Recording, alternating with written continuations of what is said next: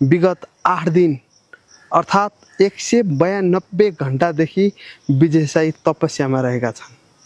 उनी न अन्न खाइरहेका छन् न उनी बोलिरहेका छन्।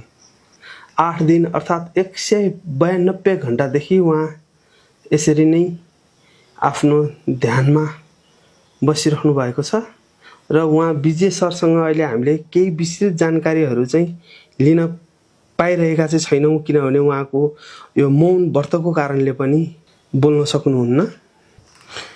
विजय साई पद्मासनमा बसेर ध्यान गर्न थालेको आज ठिक 8 दिन पुरा भइसकेको छ, अर्थात् 192 घण्टा बितिसकेको छ।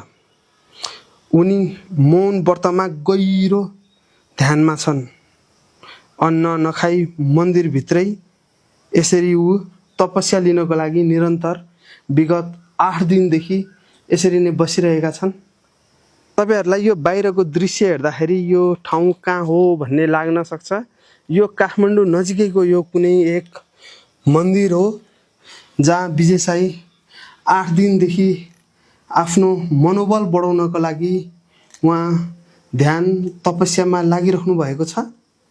तपाईहरुले विजयको यो भेष देख्न सक्नुहुन्छ। उनी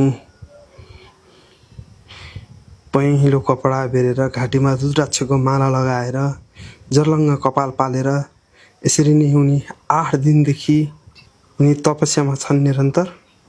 उनले अगाडिबाट नै भन्दै आइरहेका थिए ममा केही दैविक शक्तिले नै मलाई यो ज्ञान दिइरहेको हो भनेर। तर नेपाली दर्शकहरू धेरैले उहाँलाई विश्वास गरे, तर केही मात्राले चाहिँ उहाँको विरोध गर्दाखेरि यो काठमाडौँबाट नजिकैको यो जङ्गलमा विजय साई 8 दिनदेखि उनी तपस्यामा रहेका छन्।